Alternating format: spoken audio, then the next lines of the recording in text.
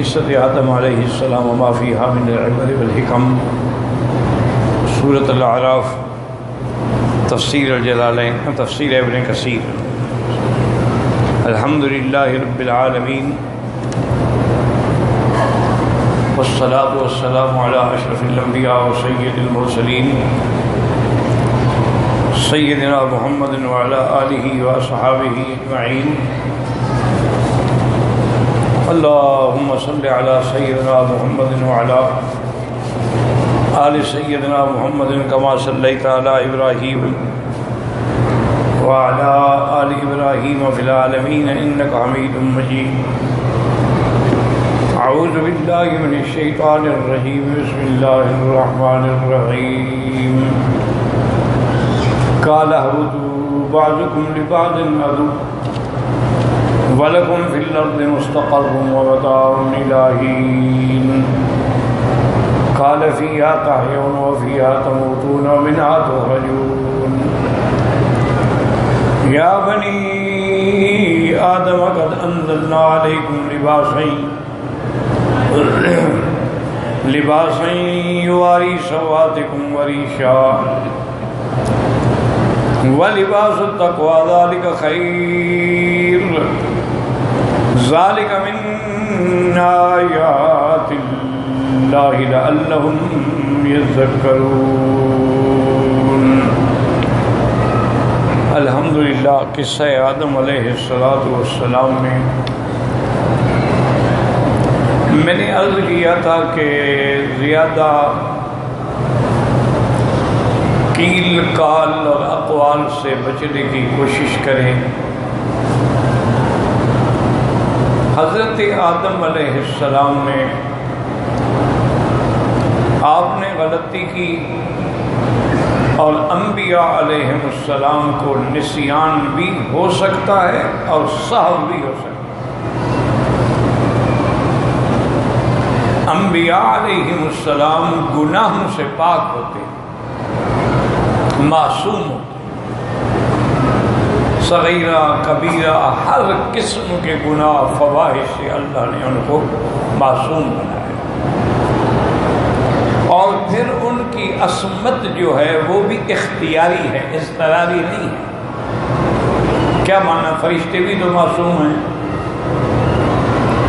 وہ بھی تو گناہ نہیں کرتے، لیکن ان کی عصمت جو ہے اضطراری ہے کہ ان کے اندر اللہ نے وہ گناہ کا مادہ ہی نہیں رکھا، قوت حیوانیہ ہی نہیں، قوت شہوانیہ ہے ہی نہیں ان کے اندر۔ نہ ان کو کھانے کا مسئلہ ہے، نہ پینے کا مسئلہ ہے، نہ نکاح کا مسئلہ ہے، نہ بیوی، یعنی وہ مادہ ہی نہیں ہے اس کے اندر۔ اللہ نے جو مخلوق پیدا کی ہے نا، اس میں قوات ہوتی ہیں، قوت علمی ہوتی ہے، قوت عملی ہوتی ہے، قوت فکری ہوتی ہے، قوت نظری ہوتی ہے، اور قوہ ملکیہ ہوتی ہیں اور قوہ حیوانیہ ہوتی ہیں۔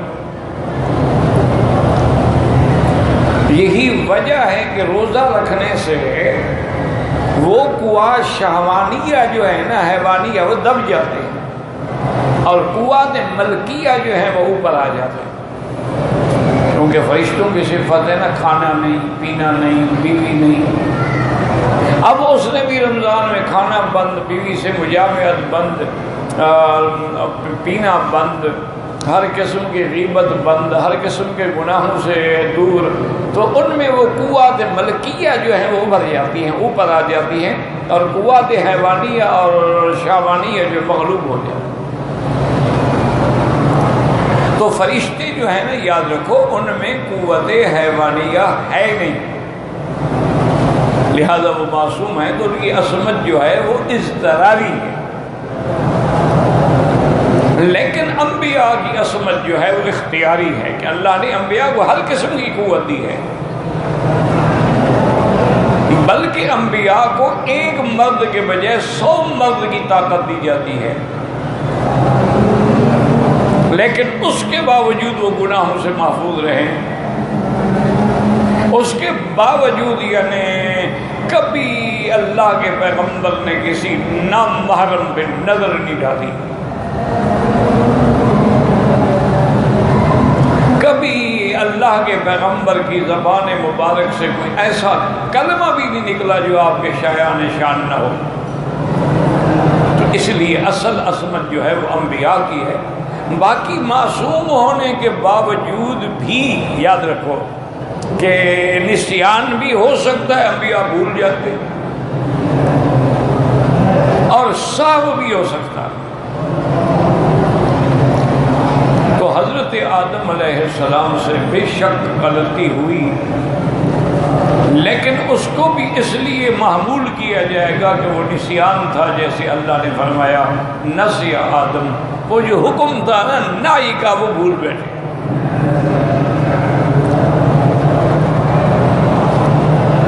اور دوسری بڑی بات یہ تھی کہ حضرت آدم علیہ السلام نے جب ابلیس نے اللہ کے نام کی قسم کھائی تو اس کے دھوکے میں بھی آ گیا کہ کوئی اللہ کے نام کی جھوٹی قسم کیسے کھا سکتا۔ اسی لیے بعض علماء نے لکھا ہے کہ مومن کا یہ حالت ہوتا ہے کہ اللہ سے اتنا پیار ہے کہ کوئی اس کو اللہ کے نام پہ دھوکہ دینا چاہے وہ دھوکہ کھا جاتے ہیں، کہ محبوب کا نام لیا ہے بس ٹھیک ہے۔ اب دونوں میں فرق دیکھیں۔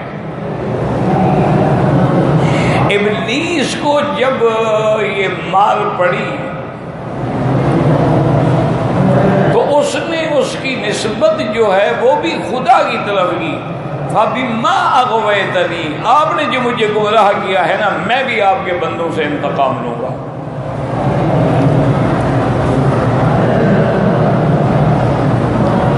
لیکن یہ شان پیغمبر ہے، یہ شان ادب ہے کہ انہوں نے اللہ کی طرف نسبت نہیں کی، اپنی طرف نسبت کی۔ ربنا ظلمنا انفسنا، ہم نے اپنی جان پہ۔ آدم نے یہ نہیں کہا کہ جی آپ نے تو خود یہ لکھا تھا لہذا ہو گیا تو کیا ہو گیا۔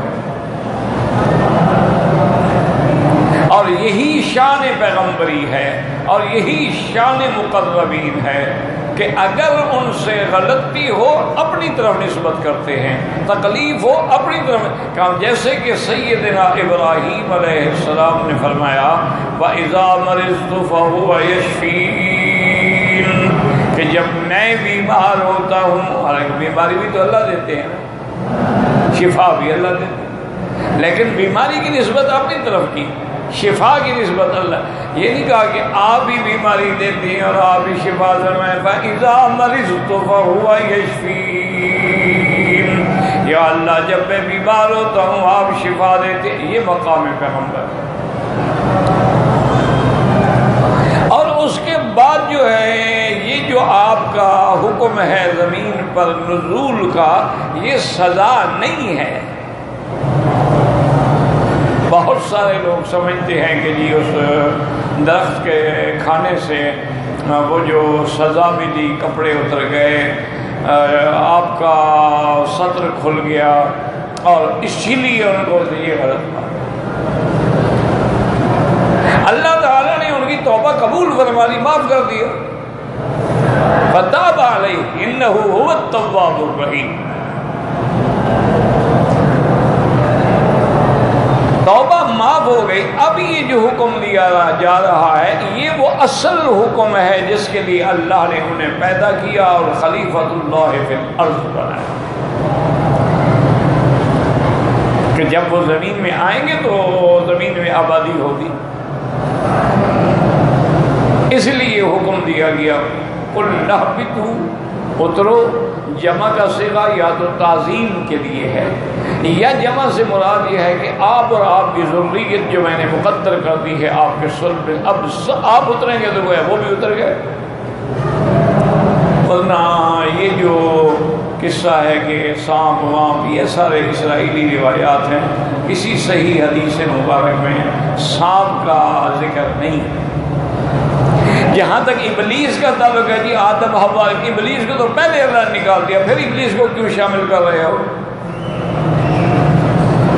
ابلیس کو تو اللہ نے پہلے 2 دفعہ کہا لخرج منہا انک من الصاغرین، اور پھر حکم کہا لخرج منہا مذءوما مدحورا۔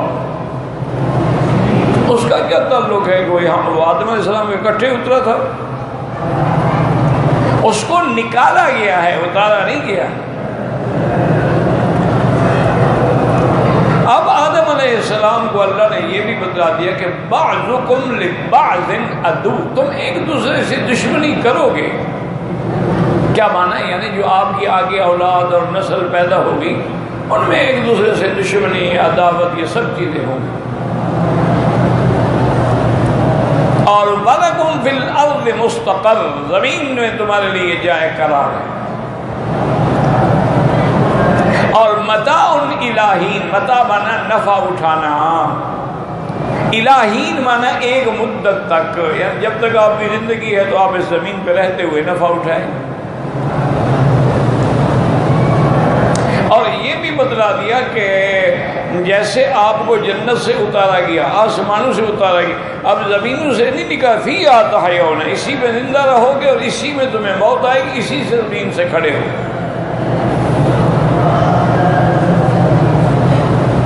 کیونکہ یہاں اس کے کہنے کی کیا ضرورت تھی؟ یہی تھی کہ ایک ذہن میں بات تو آ سکتی تھی نا کہ بھی پہلے ہم جنت میں تھے، پھر اللہ نے ہمیں آسمانوں سے اتار دیا، پتہ نہیں اب زمین سے بھی کسی اور جا نکلنا پڑے۔ فیہا تحیون، اسی میں زندہ رہو گے، وفیہا تموتون، اور اسی زمین پہ موت آئے گی، ومنہا تخرجون، اور اسی زمین سے، اسی مٹی سے قیامت میں اللہ آپ کو نکالے گا۔ اور یہ بھی میں نے عرض کر دیا تھا کہ عیسیٰ علیہ السلام کی حیات کا ان آیات کے کوئی معارضہ نہیں ہے، کیونکہ عیسیٰ علیہ السلام بھی زمین پہ آئیں گے۔ عیسیٰ علیہ السلام آسمانوں پہ بیٹھے ہیں لیکن وہ زمین پہ اتریں گے، اور اترنے کے بعد یہ سیدنا عیسیٰ علیہ السلام جو ہے وہ تکمیل دین جو ہے محمد مصطفیٰ صلی اللہ علیہ وسلم، اور اس کے بعد حضور کی شریعت کے تابع ہوں گے، اسی دین اسلام کے مطابق احکام جاری کریں گے۔ اور یہ بھی عیسیٰ علیہ السلام کی شان ہے کہ وہ لَيَقْتُلُنَّ الدَّجَّالَ، دجال کو بھی عیسیٰ علیہ السلام قتل کریں گے۔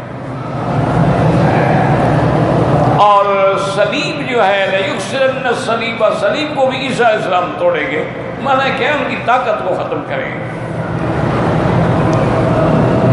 اور وہ مقام بھی حضور نے بدلا دیا کہ باب لد جو ہے وہ یعنی بیت المقدس میں، دمشق میں، جسے آج کل آپ تل ابیب کہتے ہیں، اسرائیل کا جو دارالخلافہ ہے، اسی جگہ وہ مقام لد ہے، جہاں وہ دجال ہوگا وہیں آگے عیسیٰ علیہ السلام اس کو ماریں گے۔ اور جب وہ عیسیٰ علیہ السلام پہ نظر پڑے گی نا اس بدبخت کی، ایک آنکھ تو ویسے نہیں ہوگی، تو ایک آنکھ سے جب نظر پڑے گی تو حدیث مبارک میں ہے یذاب کما یذاب الملح فی الماء، ایسے پگھلنا شروع ہو جائے گا جیسے نمک پانی میں گل جاتا ہے۔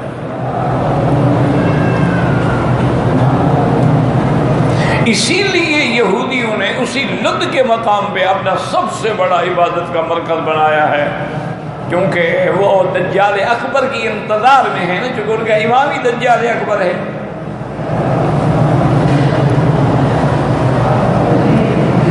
تو اس لیے یاد رکھیں کہ اس آیت کے خلاف نہیں۔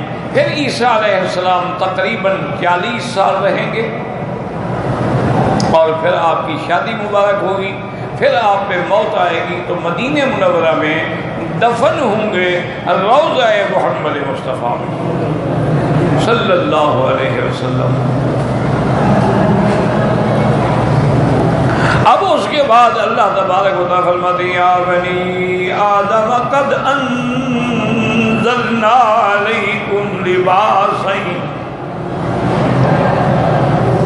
قد انزلنا علیکم لباسا یواری سوآتکم وریشا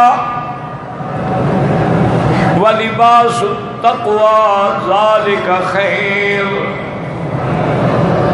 ذالک من آیات اللہ لعلہم یذکرون۔ اللہ نے فرمایا اولاد آدم ہم نے تمہارے لیے اتارا ہے لباس، اس کا معنی یہ نہیں ہوتا کہ لباس اوپر سے اترا ہے. جیسے اللہ نے فرمایا وَأَنزَلْنَا الْحَدِيدَ فِيهِ بَأْسٌ شَدِيدٌ وَمَنَافِعُ لِلنَّاسِ، کہ ہم نے اتارا لوہے کو. حالانکہ لوہا کوئی اتارا نہیں ہے، لوہا تو زمین سے نکالا جاتا ہے، تو اوپر سے تو نہیں آتا لوہا. اچھا، لباس جو ہے یاد رکھیں کہ یا تو وہ سوتی لباس ہوگا، یا اونی لباس ہوگا، یا ریشمی لباس ہوگا. لباس تو ان چیزوں سے بنتا ہے نا جی، یا تو کاٹن سے. اور اللہ کی شان یہ ہے کہ ایجپشن کاٹن جو ہے، مصر کی جو کپاس ہے، وہ سب سے بہتر سمجھی جاتی ہے. شاید نیل کے پانی کا اثر ہو، اللہ عالم.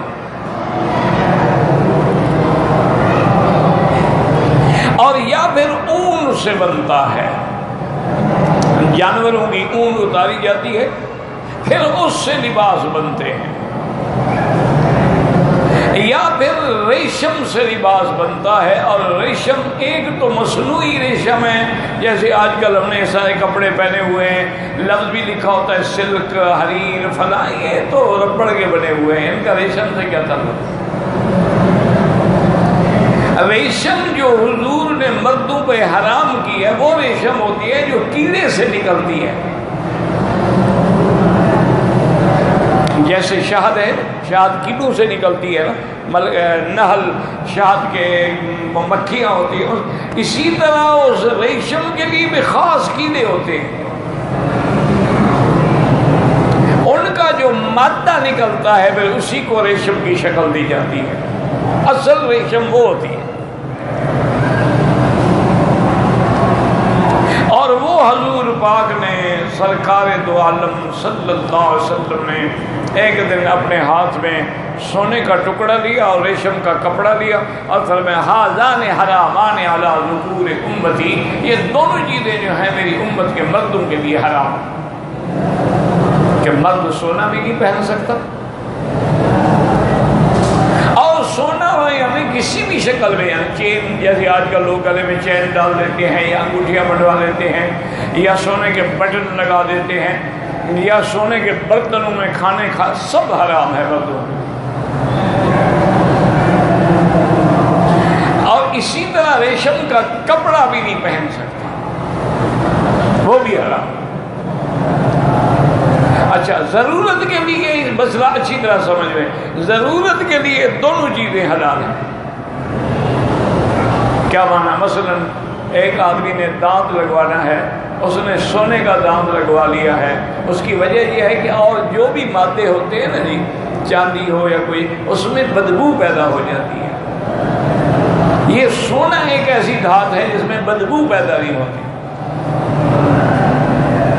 تو وہ اگر اس مجبوری کی بنا پہ سونے سے بھرائی کراتا ہے یا سونے کا خول چڑھاتا ہے، وہ جائز ہے. اسی طرح بعض اوقات کچھ لوگوں کو ایک خاص قسم کی خارش کی بیماری ہوتی ہے، سکن کی بیماری ہوتی ہے، اس کا علاج بھی ریشم کا کپڑا ہے. اس کے علاوہ پھر وہ کوئی کپڑا نہیں پہن سکتا بیچارہ، تو پھر مجبوری کی حالت میں جائز ہے. اور اسی طرح علماء نے لکھا ہے کہ مثلا ایک جیسے آج کل یہ مشلا پہنتے ہیں، گاؤن پہنتے ہیں، اگر اس کی ایک پٹی پہ اس سونے کی تاروں سے کام کیا جائے تو اس کا عرض 3 انگل 4 انگل ہوگا، لیکن باقی تو بڑا ہے نا، تو لہٰذا وہ کہتے ہیں اتنا گنجائش ہوتی ہے. یا جیسے کبھی کسی زمانے میں جھنگ سے، گجرات سے، ملتان سے لنگیاں ہوتی تھی نا، اس کو لاچا کہتے تھے، تو وہ بھی نیچے جو ہے نا اتنا تقریباً وہ ریشم لگی ہوتی ہے. تو اگر ساری چادر میں 4 انگل سے نیچے ریشم لگی ہے تو وہ بھی جائز ہے، کیونکہ اکثر حصہ ریشم نہیں ہے. آج تو خیر وہ بھی نہیں ہوتی، آج کل تو خیر ساری چیز مصنوعی ہے، اب تو ہر چیز جو ہے نا میرا بھائی بہت ساری آرٹیفیشل ہے، مصنوعی ہے، اب تو زیورات بھی آرٹیفیشل ہیں، کپڑا بھی آرٹیفیشل ہے، اور بہت جلدی انسان بھی آرٹیفیشل آ جائیں گے، روبوٹ تو آ گیا ہے نا، تو وہ بھی سب کچھ تیار ہو رہا ہے، بن رہا ہے۔ تو اس لیے ہمیشہ سمجھیں کہ بھئی اللہ نے اتارے کا کیا معنی ہے کہ جیسے وفی السماء رزق، آسمانوں میں تمہارا رزق ہے، تم زمین میں ڈھونڈ، یعنی حکم تو اللہ کا اوپر سے جاری ہوتا ہے نا۔ یا یہ بھی ہوتا ہے کہ اللہ نے آسمانوں سے بارشیں اتاری، زمین آباد ہوئی، اس سے کھیت نکلے، اس سے کپاس پیدا ہوئی، اس سے چیزیں، اس سے پھر لباس بنایا گیا، تو گویا اللہ نے اتارا ہے۔ اس لیے اس لفظ کو کہہ دیا جاتا ہے۔ اچھا خدا کی شان دیکھو کہ لباس سب کے لیے ہے، بنی آدم کے لیے نہیں، سب کے، ہر جانور کا لباس ہے۔ اور خدا کی شان دیکھو، بنی آدم جو ہیں، انسان تو کپڑے اتار دیتا ہے نا، ان کے کپڑے ایسے ان کے ساتھ فٹ ہیں کہ اتار ہی نہیں سکتے۔ اللہ نے ان کو جو بال دیے ہیں وہ ان کا لباس ہے، چھپایا ہوا ہے نا بدن کو، کسی کی اون ہے، کسی کے بال ہیں، ہر چیز کے۔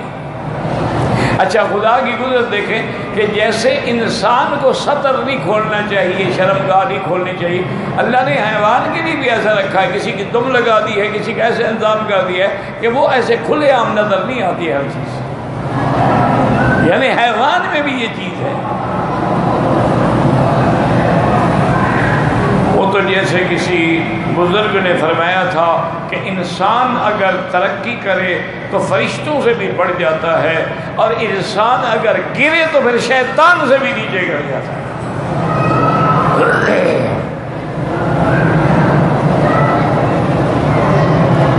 اب اللہ نے لباس کیوں اتارا؟ سب سے پہلا لباس کا کام کیا ہے؟ یا بنی آدم، اللہ نے حکم فرمایا کہ اے بنی آدم، ہم نے آپ پر انزلنا علیکم لباسا یواری سوآتکم، لباس کا پہلا کام یہی ہے کہ تمہارے ستر کو چھپائے۔ اور مرد کا ستر کیا ہے؟ یاد رکھو، ناف سے لے کر گھٹنے تک، یعنی گھٹنا بھی چھپا ہوا ہو اور ناف بھی چھپی ہوئی ہو۔ یہ جو میرے بھائی اکثر یا تو بے پرواہی کرتے ہیں یا موٹے ہوتے ہیں بیچارے، تو چادر نہیں ٹھہرتی، نیچے چلی جاتی ہے، تو ان کو اوپر بیلٹ باندھنی چاہیے، کیونکہ اگر ناف سے نیچے کا حصہ تھوڑا سا بھی ظاہر ہے تو گویا عورہ کھل گیا، نہ نماز ہوگی، نہ طواف ہوگا، نہ عمرہ ہوگا۔ خدا کے لیے یہ سارے کام مولویوں کے نہیں ہیں۔ جس کسی کو دیکھو احرام باندھا ہوا ہے اور ناف سے نیچے ظاہر ہے، اس کو بھائی اوپر کرو کپڑا، اس کو سمجھاؤ، ورنہ اس کی تو محنت برباد گئی نا، نہ اس کا طواف ہوا، نہ اس کا عمرہ ہوا، اور بلکہ ننگے رہنے کی وجہ سے خدا کے گھر میں الٹا گناہگار ہوا۔ یہ خیال رکھا کر ایک دوسرے کو سمجھایا۔ اچھا کچھ میرے نوجوان بیٹے شرٹ پہنتے ہیں نا، تو وہ شرٹ یہاں تک ہوتی ہے، یعنی یہ کوہنی کے اوپر یہاں تک ہوتی ہے، وہ بھی نماز مکروہ ہو جاتی ہے۔ بلا وجہ کیوں اپنی نمازوں کو مکروہ کرتے ہو؟ اسی طریقے سے یاد رکھیں کہ لباس کا کام یہ ہے کہ تمہارے ستر کو ڈھانپے، اگر ستر نظر آئے تو پھر وہ لباس تو نہ ہوا۔ اسی لیے یاد رکھیں۔ اچھا، اور عورت کا ستر کیا ہے؟ سر سے لے کر پاؤں تک۔ آج کل تو خیر جناب نائٹی پہن کے چینل پہ آ کے اپنے جلوے دکھلاتی ہیں، اور اس انداز میں اٹھتی بیٹھتی بات کرتی ہیں کہ ہر عضو جو ہے وہ بول رہا ہوتا ہے انا للہ و انا الیہ راجعون ولا نقول الا لا حول ولا قوت الا باللہ العلی العظیم. دعا کیا کرو، اتنا فتنے کا دور ہے، ہم نہیں بچ سکتے اگر اللہ نہ بچائے.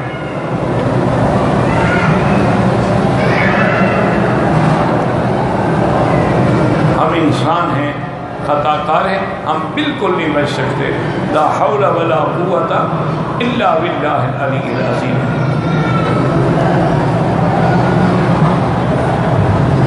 اچھا، اسی طرح میرے مدنی پاک نے اب دیکھیں 1400 سال پہلے فرمایا رب کاسیات عاریات، ایسی میری امت میں عورتیں ہوں گی کہ کپڑا پہنا ہوا ہوگا لیکن ننگی ہوں گی. کیا مانا؟ یعنی یا تو کپڑا اتنا باریک ہوگا کہ بدن نظر آ رہا. اچھا، ابھی یہ حج میں عمرے میں دیکھا ہے آپ نے، میری بہنیں عمرے پہ آتی ہیں اور آج کل لون کے کپڑے بنتے ہیں، لون کے سوٹ بنتے ہیں، اور اتفاق سے بارش آ جائے تو ماشاءاللہ یا محبت سے زمزم اوپر ڈال دیں تو بالکل وہ ایسے کھڑی ہوتی ہے جیسے ننگی کھڑی ہو. اچھا، اگر بارش آ جائے ماشاءاللہ اسی حال میں میزاب رحمت کے نیچے حتیم میں آ کے کھڑی ہے اور سارا بدن نظر آ رہا ہے. اور لون اتنی باریک ہوتی ہے کہ اگر اس نے پہنی ہوئی بھی ہو نا، اندر جو اس نے شمیز یا بنیان پہ اس کا رنگ بھی نظر آ رہا ہوتا ہے باہر سے کہ اندر اس نے کیا پہنا ہوا ہے. اگر عورت کے بال نظر آ رہے ہوں تو وہ ننگی شمار ہوگی، اس کا نہ نماز ہوگی نہ طواف ہوگا. باقی تمہاری مرضی ہے، ہم نے تو حضور کی بات پہنچانی ہے، منوانی نہیں ہے. منوانی تو تم نے انبیاء کی بھی نہیں، تو مولوی کی کیا طاقت ہے؟ لوگوں نے پیغمبروں کی بات بھی تو نہیں مانی ہے، تو ہماری کیا طاقت ہے؟ لیکن حضور پاک نے فرمایا کہ جو عورت میک اپ سنگار کر کے اس انداز سے نکلے کہ بال کھلے ہوئے ہوں اور بدن سے خوشبو کی لپٹیں اور اٹھ رہی ہوں، تو آپ نے فرمایا انہا کذا و کذا، یعنی یہ عورت زانیہ کے حکم میں ہے. چاہے اس نے دینہ نہیں کیا لیکن زانیہ. اسی لیے بعض فقہا نے حضور کی اس حدیث سے استدلال کیا ہے کہ جب اس کو حضور نے زانیہ کہا ہے تو جا کے فوراً غسل کرے اور صحیح کپڑے پہنے. تو اچھا، اسی طرح یاد رکھیں کہ بعض اوقات یہ بھی ہوتا ہے کہ کپڑا تو بڑا موٹا ہوتا ہے. جیسے آج کل ہمارے نوجوان بیٹے بیٹیاں جین کی پینٹ پہنتے ہیں. اصل میں ہمارے دور میں ہم جب بچے تھے نا تو یہ گدھے گھوڑے پہ ڈالی جاتا تھا یہ کپڑا. اب یہ نوجوانوں کا فیشن ہے ماشاءاللہ. اور جین کے جو کپڑے پہنے اور سکن ٹائٹ ہوتا ہے. کیا مانا؟ بدن کے اوپر بالکل ٹائٹ ہے. اب اس کا ہر عضو نظر آ رہا ہے تو موٹے کپڑے پہننے کا کیا فائدہ ہوا؟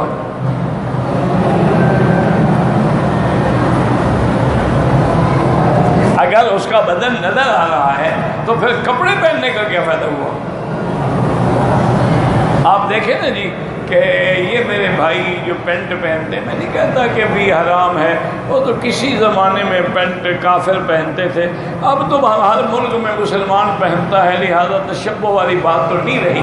لیکن کبھی ان کو رکوع میں جائیں یا سجدے میں جائیں، ان کی کیفیت دیکھیں کہ پیچھے کیا نظر آتا ہے. اچھے لگتے ہیں. انا للہ و انا الیہ راجعون. اچھا، اس لیے ہم نے برونائی، ملیشین اور انڈونیشین ان کے لوگوں کو ہم نے دیکھا ہے. ان کے بڑے بڑے جو آتے ہیں نا تو وہ باقاعدہ نیچے پینٹ ہوگی، سوٹ ہوگا، لیکن نماز میں وہ اوپر لنگی اس کے باندھ رہیں گے. تو اس سے بدن بھی چھپ گیا، سکون سے نماز بھی ہو گئی. تو پہلا کام لباس کا کیا ہے کہ تمہاری صدر کو چھپانا کا کام، اور دوسرا کیا ہے کہ سردی گرمی سے بچائے، تقیکم الحر والبرد، یہ بھی لباس کا کام۔ اور چوتھا کام کیا ہے؟ وریشہ، اور زینت بھی ہو۔ اب دیکھیں نا، اچھے کپڑے پہنے ہوئے ہوں تو آدمی اچھا لگتا ہے۔ اب ایک آدمی کو ویسے نعوذ باللہ ننگا کھڑا کر دو، دوسرے آدمی کو ماشاءاللہ سفید کپڑے پہناؤ اور سر پہ ماشاءاللہ سنت کے مطابق پگڑی بندھی ہوئی ہو تو عجیب خوبصورت اور جمال نظر آتا ہے، پتہ لگتا ہے کہ مرد ہے کوئی۔ اور اگر آپ نے شرٹ پہنا ہوا ہو عورتوں والا اور نیچے جین پہنی ہوئی ہو اور کانوں میں بالے پہنے ہوئے ہوں، گلے میں چین پہنی ہوئی ہو تو ماشاءاللہ دور سے ہجڑا نظر آتا ہے کہ یہ بھی کوئی ہجڑا ہے، بھیک مانگنے کے لیے آ گیا۔ وہ کوئی مرد نظر تھوڑا آتا ہے۔ مرد کا کیا کام ہے کہ بالے پہنے؟ مرد کا کیا کام ہے کہ گلے میں چین پہنے؟ مرد کا کیا کام ہے کہ نیلے پیلے گلابی عورتوں والے کپڑوں کی شرٹ پہنے؟ یہ تو ساری نعوذ باللہ مائیکل جیکسن کے متبعین میں ہیں یہ لوگ۔ انا للہ و انا الیہ راجعون۔ کسی عالم بزرگ کی چادر ملے نا، آپ اتنا احترام نہیں کریں گے جتنا مائیکل جیکسن جو ہے وہ گانے سے پہلے اپنی شرٹ پھینکتا تھا تو وہ لڑکیاں اس کو پھاڑ پھاڑ کے جتنا ہاتھ آ گئی بطور تبرک کے سینے پہ لگا کے رکھتی تھی۔ انا للہ و انا، اور دنیا کا بد شکل ترین آدمی تھا وہ، پتہ نہیں آپ نے دیکھا یا نہیں دیکھا، وہ تو پلاسٹک سرجری کرائی ہوئی تھی، انتہائی بد شکل آدمی تھا۔ بس اس نے یہ جو ہے نا جی ڈسکو وسکو، یہ اس کا وہ مجد تھا، اور لڑکیوں کو تھرکنے کا اور ناچنے کا اور ہلا گلا کرنے کا اور حدود سے نکل جانے کا جو ہے وہ ذریعہ بن گیا، کیونکہ جب ڈسکو ہو تو پتہ نہیں لگتا نا دوسرے کا ہاتھ کہاں کہاں لگ رہا ہے۔ انا للہ و انا الیہ راجعون۔ دعا کریں حرم میں بیٹھے ہو، اللہ مسلمانوں کی بیٹیوں کی بیٹوں کی عزت محفوظ رکھے۔ میری بہن، میری بیٹی، یہی تمہارے پاس ایک تابدار عزت کا موتی ہوتا ہے، اگر تم اس کو لٹا بیٹھی نا پھر تمہارا کیا ہے، مطلب تم چلتی پھرتی ایک لاش ہو، پھر تمہاری کیا قیمت ہے؟ یہی عزت اور عفت اور عصمت ہی تو تیری قیمت ہے۔ اور بیوٹی جو ہے وہ حیا سے پیدا ہوتی ہے، بیوٹی میک اپ سے پیدا نہیں ہوتی۔ میک اپ سے ایک فائدہ ہوتا ہے انشاءاللہ کہ 2-4 سال میں سکن بھی برباد ہو جائے گی، آنکھیں بھی برباد ہو جائیں گی اور اچھی خاصی ڈین لگے گی جب تک کہ وہ دوبارہ میک اپ نہ کرے۔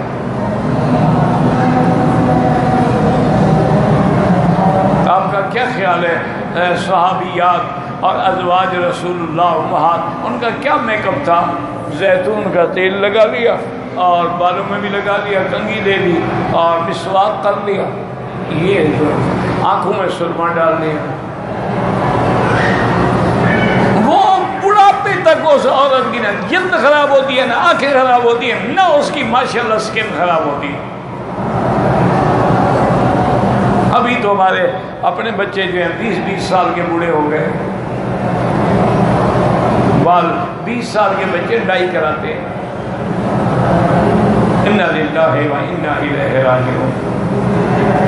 اچھا پہلے تو عورتیں جاتی تھی نا بیوٹی پارلر میں بننے سنورنے کے لیے، اب ماشاءاللہ ہمارے مرد بھی جاتے ہیں، وہ بھی سیکھ جاتے ہیں، ان کو بھی فیشل کرانا پڑتا ہے۔ لا حول ولا قوت الا باللہ العلی العظیم۔ تو اب اللہ نے بتلا دیا کہ لباس کیوں اتارا، یا بنی آدم قد انزلنا علیکم لباسا یواری سوآتکم وریشا، لیکن یہ سب بتا کے اگلی بات جو ہے اس پہ لباس التقوی ذالک خیر۔ اللہ نے فرمایا اصل تو یہ ظاہری لباس ہے، اصل لباس تو تقوی ہے۔ کیا مانا؟ اللہ کی توحید اور اعمال صالحہ ہوں، گناہوں سے بچنے والا لباس جو ہے وہ لباس ہے نا۔ ایک آدمی لاکھ اچھے کپڑے پہنے لیکن گناہوں سے نہیں بچتا تو لباس التقوی سے تو محروم ہے نا۔ اچھا، لباس التقوی اس کو کیوں لباس التقوی کہا گیا؟ کہ جیسے لباس ہمارے اعضاء کو چھپا لیتا ہے، اگر آدمی متقی ہو تو اللہ اس کے گناہوں پہ بھی پردہ ڈال دیتا ہے۔ اور اسی لیے اللہ نے قرآن میں فرمایا ہے کہ میاں بیوی جو ہیں ہن لباس لکم وانتم لباس لہن، وہ تمہارا لباس ہے، تم ان کا لباس ہو۔ کیا مانا؟ وہ تمہیں گناہوں سے بچاتی ہے، تم اسے گناہوں سے بچاتے ہو، اور ایک دوسرے کے لیے پردہ ہو۔ اصل لباس جو ہے لباس التقوی ہے۔ بعض علماء نے فرمایا اس سے مراد ایمان ہے، بعد نے فرمایا کہ عمل صالح ہے، اور اللہ نے فرمایا کہ یہ سب چیزیں جو میں نے بیان کی ہیں ذالک من آیات اللہ، یہ اللہ کی نشانیاں ہیں، چونکہ لعلہم، تاکہ تم اس سے نصیحت حاصل کرو اور تقوی حاصل کرو۔ اب دیکھیں مفسر رحمۃ اللہ علیہ ان آیات کی تفسیر میں کیا ارشاد فرماتے ہیں۔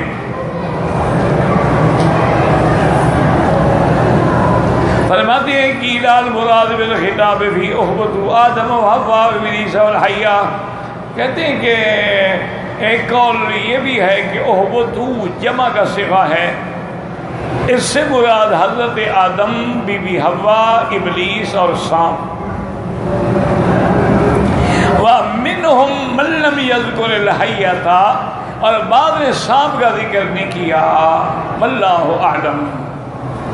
وَالْعُمْدَةُ فِي الْعَدَاوَةِ آدَمَ وَإِبْلِيسَ، اصل دشمنی تو آدم و ابلیس کے درمیان میں ہے نا، اسی لیے اللہ نے سورۃ طٰہٰ میں فرمایا اہبطا منہا جمیعا، تم دونوں اتر جاؤ۔ اور حوا کا ذکر نہ آیا ہے، اہبطا تصریح ہے، وحوا تبع لآدم، کیونکہ وہ آدم کے تابع ہے۔ والحیۃ ان کان ذکرا صحیحا، اگر سانپ کا ذکر حقیقی ہے تو وہ ابلیس کے تابع ہے۔ وقد ذکر المفسرون الاماکن التي حبط فيها كل منهم ويرجع حاصل تلك الاخبار الاسرائیلیات واللہ اعلم بصیتها۔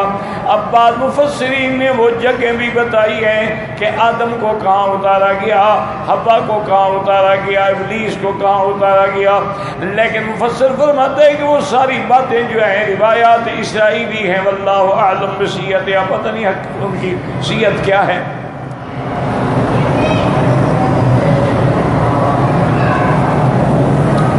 وَلَوْ كَانَ فِي تَعْيِينِ ذَلِكَ الْبِقَاءِ فَائِدَةٌ تَعُودُ عَلَى الْمُكَلَّفِينَ فِي أَمْرِ دِينِهِمْ وَدُنْيَاهُمْ لَذَكَرَهَا اللَّهُ تَعَالَى فِي كِتَابِهِ وَرَسُولِهِ صلی اللہ علیہ وسلم۔ اب مفسر فرماتے ہیں کہ اگر وہ جگہ ذکر کرنے میں جہاں آدم کو اتارا گیا یا بی بی حوا کو اتارا گیا کوئی فائدہ ہوتا مخلوقات کے لیے تو اللہ لازم ذکر فرما دیتے، تو جب اللہ نے ذکر ہی نہیں کیا تو بات ختم، بات پڑھنے کی ضرورت کیا ہے۔ وَقَوْلُهُ وَلَكُمْ فِي الْأَرْضِ مُسْتَقَرٌّ وَمَتَاعٌ إِلَىٰ حِينٍ، أي قرار وأعمار مضروبة إلى آجال معلومة، کہ تم نے زمین میں رہنا ہے، ایک مدت ہے، حیات ایک کی عمر مقرر ہے، اللہ نے لکھ دیا ہے کہ تیرا عمر کتنا ہے بالکل معلوم۔ وقد جرى بها القلم، اللہ کی تقدیر کا قلم چل گیا، وعصاها القدر وسطرت في الكتاب الاول، اور تقدیر نے بھی لکھ دیا ہے اور اللہ نے اس کو کتاب میں بھی لکھ دیا، پھر ولا رطب ولا یابس الا فی کتاب مبین۔ وقال ابن عباس مستقر سے مراد یعنی قبریں ہیں، وقال مستقر فوق الارض وتحتها، رواہما ابن ابی، اس لیے فرماتی ہیں کہ آدمی کا قرار جو ہے وہ زمین کے اوپر بھی ہے اور زمین کے اندر بھی ہے۔ قال فيها تحيون وفيها تموتون ومنها تخرجون كقوله تعالى منها خلقناكم وفيها نعيدكم ومنها نخرجكم تارة أخرى. يخبر تعالى أنه جعل الأرض دارا لبني آدم مدت حیات دنیا. اللہ خبر دیتے ہیں کہ انہیں اولاد آدم کے لیے اس دنیا کو جو ہے وہ رہنے کی جگہ بنائی ہے. فیہا محیاہم، اسی میں وہ زندہ رہیں گے، وفیہا مماتہم، اور اسی میں ان کو موت آئے گی اور اسی میں ان کی قبریں بنے گی. ومنہا نشورہم یوم القیامت، اور قیامت کے دن اسی زمین سے کھڑے ہوں گے. الذی یجمع اللہ فی الاولین والآخرین ویجازی کلا بعملہ. اللہ تبارک و تعالیٰ اولین و آخرین کو قیامت کے میدان میں جمع کریں گے اور اس کے بعد ہر کسی کو اس کے اعمال کے مطابق جو ہے وہ سزا اور جزا دیں گے. اللہ اعلم.